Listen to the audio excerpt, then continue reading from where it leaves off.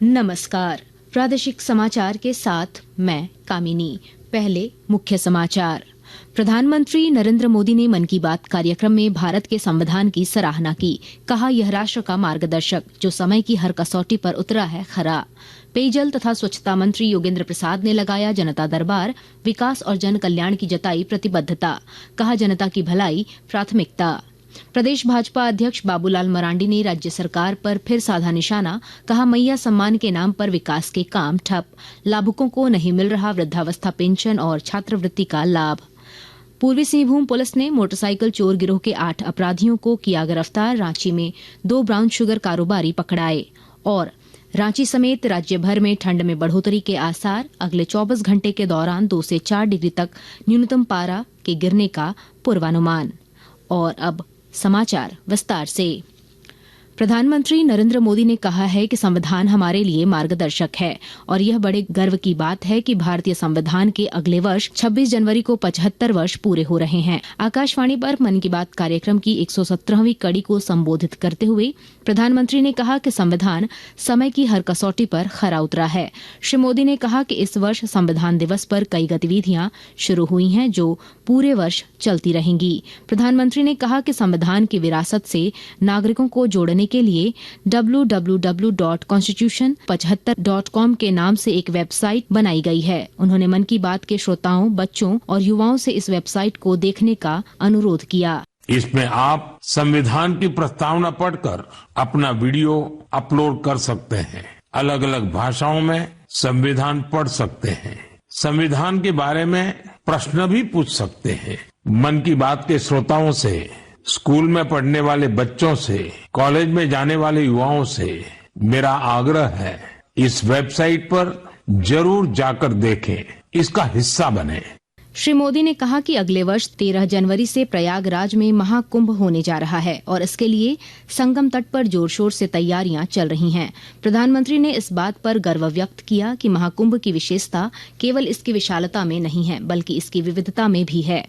महाकुंभ का संदेश एक हो पूरा देश का नारा देते हुए उन्होंने गंगा के निर्बाध प्रवाह की तरह अविभाजित समाज की उम्मीद भी व्यक्त की। अगर कम शब्दों में मुझे कहना है तो मैं कहूंगा, महाकुंभ का संदेश एक हो पूरा देश। और अगर दूसरे तरीके से कहना है तो मैं कहूंगा, गंगा की अविरल धारा न बटे समाज हमारा। गंगा की अविरल धारा न बटे समाज हमारा। साथियों, इस बार प्रयागराज में देश और दुनिया के श्रद्धालु डिजिटल महाकुंभ के भी साक्षी बनेंगे। श्री मोदी ने एनिमेशन को लेकर इस बात पर प्रसन्नता व्यक्त की कि क्रिश त्रिश और बाल्टी बॉय केटीवी बच्चों में एक सुपरहिट एनिमेशन सीरीज है जिसका दूसरा सीजन बड़े ही खास अंदाज में गोवा में अंतर्राष्ट्रीय भारतीय फिल्म महोत्सव में शुरू हुआ था। इसे दूरदर्शन के साथ साथ अन्य OTT प्लेटफॉर्म पर देखा जा सकता है। आकाशवाणी से इस सीरीज का प्रसारण प्रत्येक रविवार को दिन में 10:30 बजे किया जाता है। हाल ही में इसका सीजन 2 बड़े ही खास अंदाज में international film festival of India Goa में लॉन्च हुआ। सबसे शानदार बात यह है कि ये सीरीज न सिर्फ भारत की कई भाषाओं में बल्कि विदेशी भाषाओं में भी प्रसारित होती है। इसे दूरदर्शन के साथ साथ अन्य OTT प्लेटफॉर्म पर भी देखा जा सकता है। प्रधानमंत्री ने मन की बात कार्यक्रम में देश में मलेरिया के खिलाफ सफल लड़ाई का भी जिक्र किया। श्री मोदी ने यह भी कहा कि कैंसर के इलाज में आयुष्मान भारत योजना ने बड़ी भूमिका निभाई है। पेयजल और स्वच्छता मंत्री योगेंद्र प्रसाद ने आज बोकारो जिले के मुरुबंदा स्थित आवास पर जनता दरबार लगाया। इस दौरान उन्होंने लोगों की समस्याएं सुनी और उसके निराकरण का निर्देश संबंधित अधिकारियों को दिया। मौके पर उन्होंने विकास और जन कल्याण की प्रतिबद्धता जताते हुए कहा कि जनता की भलाई उनकी प्राथमिकता है। इधर प्रदेश भाजपा अध्यक्ष बाबूलाल मरांडी ने राज्य सरकार पर फिर निशाना साधा है। श्री मरांडी ने एक सोशल मीडिया पोस्ट में कहा है कि मैया सम्मान के नाम पर विकास के काम ठप हैं। उन्होंने आरोप लगाया कि मैया सम्मान योजना के भुगतान के लिए राज्य के 34 लाख दलित, आदिवासी और OBC छात्रों को छात्रवृत्ति पिछले 9 महीनों से नहीं मिला है, जिससे लाखों बच्चों की पढ़ाई पर संकट मंडरा रहा है। श्री मरांडी ने आगे कहा कि ग्रीन राशन कार्ड धारकों का अनाज 7 7 महीने से बकाया है, जिससे गरीब परिवार भूखमरी के कगार पर पहुंच रहे हैं। उन्होंने कहा है कि यह मुख्यमंत्री हेमंत सोरेन के आर्थिक कुप्रबंधन और प्रशासनिक विफलता का प्रमाण है, जो झारखंड के भविष्य पर गंभीर सवाल खड़ा करता है। आकाशवाणी के ताजा तरीन समाचारों के लिए आप हमारी वेबसाइट newsonair.gov.in पर लॉग ऑन कर सकते हैं। ताजा समाचार X handle @AIR news alerts और Facebook page all India radio news पर भी उपलब्ध है। अब प्रादेशिक समाचार एकांश के X handle @AIR news _Ranchi और फेसबुक, इंस्टाग्राम पेज तथा YouTube channel AIR news Ranchi पर भी हमारे बुलेटिन सुन सकते हैं। प्रादेशिक समाचार आप आकाशवाणी रांची से सुन रहे हैं। पूर्वी सिंहभूम जिले की पुलिस ने मोटरसाइकिल चोर गिरोह के खिलाफ बड़ी कामयाबी हासिल की है। जिले के नगर पुलिस अधीक्षक कुमार शिवासीस ने बताया कि जवाहर नगर रोड नंबर 15 के पास से मोटरसाइकिल चोर गिरोह के कुल 8 अपराधियों को गिरफ्तार किया गया है, जबकि 2 फरार हैं। उन्होंने बताया कि गिरफ्तार अपराधियों की निशानदेही पर 4 मोटरसाइकिल और उसके पार्ट्स बरामद किए गए हैं। वरीय पुलिस अधीक्षक महोदय को गुप्त सूचना मिली थी कि कुछ व्यक्ति एक चोरी की बाइक को लेकर मानगो थाना क्षेत्र में घूम रहे थे। पुलिस के टीम को देख के अचानक से मुड़ के भागने लगे, तो उन्हें खदेड़ के पकड़ा गया और उनसे सख्ती से पूछताछ की गई। तो हमने टोटल 4 बाइक रिकवर किए हैं। टोटल हमने 7 लोगों की अरेस्टिंग की है और बाइक के पार्ट्स भी रिकवर हुए हैं। इस केस में हमने कुल 10 केसों का उद्भेदन किया है।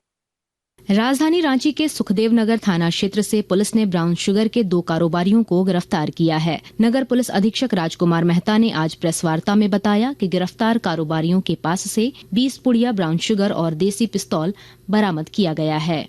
28/12/24 को हम लोगों को एक सूचना प्राप्त हुआ था कि एक व्यक्ति जिसे पूर्व में जेल भेजा गया था फिर से निकल करके नशे का धंधा कर रहा है। 2 व्यक्ति को पकड़ा गया है, इनकी सर्च की गई। एक व्यक्ति के पास 11 पुड़िया ब्राउन शुगर और एक देसी पिस्टल बरामद किया गया है। साथ ही इसके भाई के पास में 9 पुड़िया ब्राउन शुगर जो हम लोग को बरामद हुआ है। नशे के कारोबार में जितने भी लोग रांची में काम कर रहे हैं वो उनके लिए सख्त चेतावनी है कि आप जल्द से जल्द इस धंधे को छोड़ करके आप मुख्य धारा में लौटें और सामान्य जीवन यापन करें, अन्यथा आपके विरुद्ध में रांची पुलिस कड़ी कार्रवाई करेगी। गोड्डा में 3 सदस्यीय केंद्रीय टीम सरकार की महत्वाकांक्षी हर घर नल जल योजना में कथित गड़बड़ी मामले की जांच कर रही है और जानकारी दे रहे हैं हमारे संवाददाता। केंद्र सरकार की योजनाओं में शामिल हर घर नल जल योजना में जिले में व्याप्त गड़बड़ी की शिकायत को लेकर 3 सदस्यीय टीम जांच के लिए पहुंची है। गोड्डा जिले के बुआरीजोर व सुंदर पहाड़ी के सुदूर पहाड़ी क्षेत्रों में टीम द्वारा लोगों को मिलने वाले पेयजल आपूर्ति की जांच कर रही है। नल जल योजना के तहत ऐसे गाँव में 1200 करोड़ रुपए की राशि से निर्माण कार्य किया जा रहा है। केंद्रीय जल संसाधन मंत्रालय के निर्देश पर यह जांच टीम गोड्डा पहुंची है। गोड्डा सांसद डॉक्टर निशिकांत दुबे द्वारा केंद्र सरकार के समक्ष मामला को उठाए जाने के बाद जांच हेतु यह टीम पहुंची है। आकाशवाणी समाचार के लिए गोड्डा से नीरव किशोर। रांची टाटा राष्ट्रीय राजमार्ग पर तमार थाना क्षेत्र के कांची नदी के समीप हुई सड़क दुर्घटना में 3 युवकों की मौत हो गई, जबकि 2 अन्य युवक गंभीर रूप से घायल हो गए। स्थानीय लोगों ने बताया कि यह दुर्घटना उस समय हुई जब एक ट्रक ने 2 बाइक को पीछे से टक्कर मार दिया। गंभीर रूप से घायल युवकों को प्रशासन के सहयोग से रिम्स में भर्ती कराया गया है। राजधानी रांची समेत राज्य भर में ठंड में वृद्धि हो सकती है। मौसम विज्ञान केंद्र रांची के वैज्ञानिक अभिषेक आनंद ने बताया कि 24 घंटे के बाद न्यूनतम तापमान में 2 से 4 डिग्री सेल्सियस तक की गिरावट के आसार हैं। उन्होंने बताया कि आगामी 4 जनवरी तक सुबह के समय कुहासे के हालात रह सकते हैं। इस अवधि में आकाश मुख्यतः साफ रहेगा। फिलहाल रांची, जमशेदपुर और डाल्टनगंज समेत सभी स्थानों पर न्यूनतम तापमान सामान्य से काफी अधिक चल रहा है। अंत में मुख्य समाचार एक बार फिर। प्रधानमंत्री नरेंद्र मोदी ने मन की बात कार्यक्रम में भारत के संविधान की सराहना की। कहा, यह राष्ट्र का मार्गदर्शक जो समय की हर कसौटी पर उतरा है खरा। पेयजल तथा स्वच्छता मंत्री योगेंद्र प्रसाद ने लगाया जनता दरबार, विकास और जन कल्याण की जताई प्रतिबद्धता। कहा, जनता की भलाई प्राथमिकता। प्रदेश भाजपा अध्यक्ष बाबूलाल मरांडी ने राज्य सरकार पर फिर साधा निशाना। कहा, मैया सम्मान के नाम पर विकास के काम ठप, लाभुकों को नहीं मिल रहा वृद्धावस्था पेंशन और छात्रवृत्ति का लाभ। पूर्वी सिंहभूम पुलिस ने मोटरसाइकिल चोर गिरोह के 8 अपराधियों को किया गिरफ्तार। रांची में 2 ब्राउन शुगर कारोबारी पकड़ाए। और रांची समेत राज्य भर में ठंड में बढ़ोतरी के आसार। अगले 24 घंटे के दौरान 2 से 4 डिग्री तक न्यूनतम पारा के गिरने का पूर्वानुमान। इसके साथ ही आकाशवाणी रांची से प्रादेशिक समाचार का ये बुलेटिन समाप्त हुआ। आपसे अगली मुलाकात होगी कल सुबह 8:30 बजे प्रादेशिक समाचार बुलेटिन के साथ। नमस्कार।